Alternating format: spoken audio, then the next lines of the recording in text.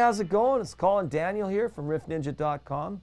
Here to give you a wee little taste of what's going to be happening on my new beginner's blues riff course.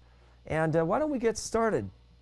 This is a riff with a little slide in it, and it still uses the E pentatonic minor scale. I don't know if you know that scale. It's a very common scale. It's pretty easy. You can use just 2 fingers for it. My 3rd finger and my 2nd finger, and it uses open notes, and it uses notes on the 2nd and 3rd fret. That's the scale it comes from. And even if you don't know the scale and you just watch the fingering I'm doing, you'll be all right. So now I'm going to take my 3rd finger here, and you should know this, and if you don't, it's on my left hand, 1st, 2nd, 3rd, and 4th. They don't count the thumb, but they should count the thumb, you know, because everybody uses it, or at least the good players I know use it. And I guess not everybody uses the thumb, but a lot of good players do. I shouldn't say everybody, because there's some good players out there that don't use the thumb and are still good. It just depends on the style of music or what you're trying to do. Anyways, I'm going to use my 3rd finger on the left hand. I'm going to slide up from the 2nd fret, 1st string. Strings are 1st, 2nd, 3rd, 4th, 5th, and 6th. You should know that by now. But if you don't, there you go. We're going to slide up with my 3rd finger. And when you slide, the trick is to slide over the fret and still let the note ring. Because if you take your finger off, you mute the string, right? You want to keep the tension down on the string. Now, don't keep the tension too hard, because if you're pressing too much down on the string, you're going to have a hard time getting over that fret. You want to just press hard enough to slide over the fret and let the note on the next fret up ring out.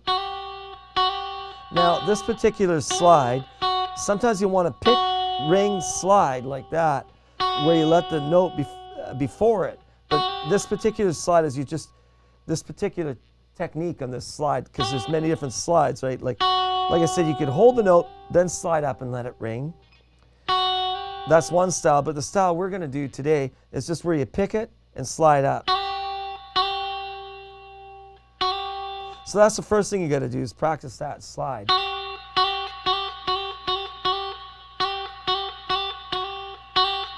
Just like that.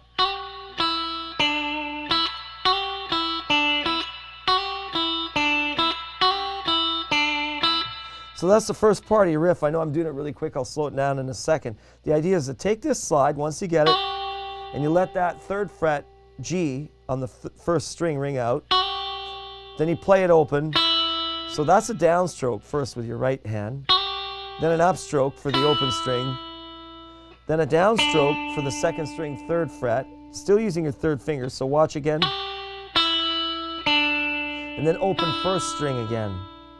So that'll be down pick with the slide, then open string up pick, then close string, 2nd string that is, 3rd fret, then back to an upstroke on the open 1st. So this part,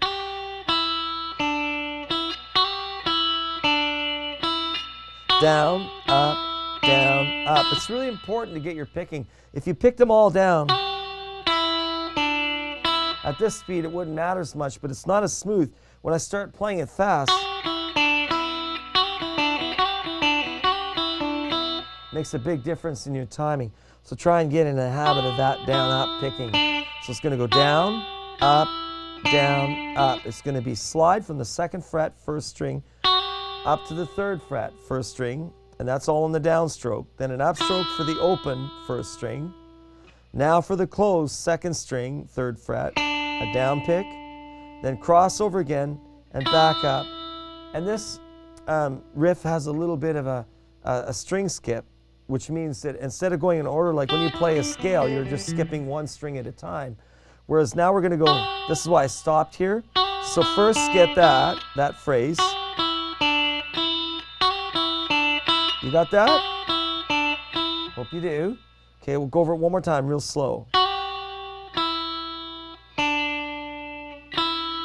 Okay, down, up, okay? That's your picking stroke. Once you get that phrase, then the next thing we're going to do is we're going to take the other part of the scale and start on the third string, 2nd fret, And that'll be our last three notes. So altogether it's going to sound like this.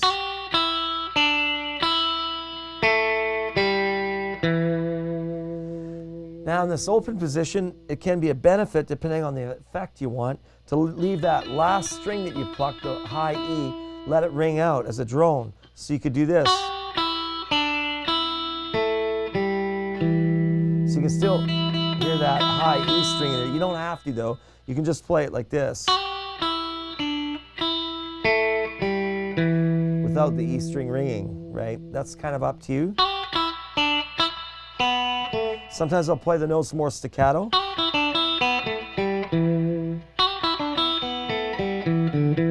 I'll add slight variations to it too.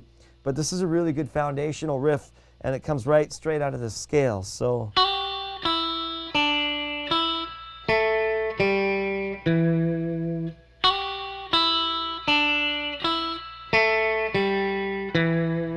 okay, got that? Hope you do. The last thing I do is a vibrato, and this is a real issue for beginners or anybody that wants to develop character on their guitars and their riffs. A vibrato is a shake of the string. Some players get the vibrato by kind of sliding their finger in between the two frets, and it changes the pitch just slightly. I can't do that. It never worked for me very good. My vibrato is more like a shaking of the hand and the wrist, and just a wiggle of the string with my finger, and it's kind of a combination of that. You have to experiment with it. A vibrato isn't where you stretch up and down like that. It's just a real slight shake of the string. And some players, like I said, I can't get a very good vibrato this way, but some players move their hand in really different ways. I haven't been able to do that at all. So what I'm saying to you there is, you're going to have to experiment with it and watch some of your favorite players and see how they move their hand till you find something that clicks with you. The only way I could really help you more with that would be to actually see what you're doing with your hand. And since I can't see you, I have to kind of guess.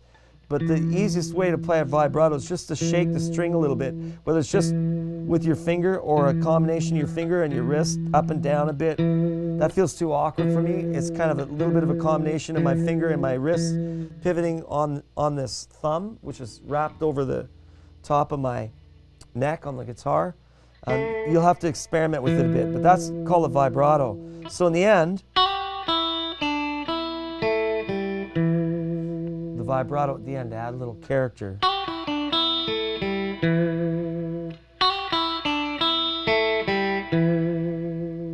Pretty cool little riff.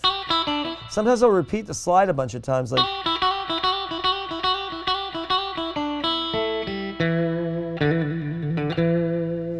and emphasize that last note. So you can go beyond what I just taught you, but I'm assuming you're a beginner and you want to get started. And this is a good riff to start with because there's many other riffs in this region, in this area, that have come out of very famous songs. So you got to get to work. Watch your right hand with your alternate picking, and watch your left hand, that you train your left hand to stay in that hand position that I was talking about earlier. And say if you like this lesson, you might want to check out some more. You can go to riffninja.com/easyriffs and check out some more. All right, good luck, happy picking and strumming, and maybe we'll see you again.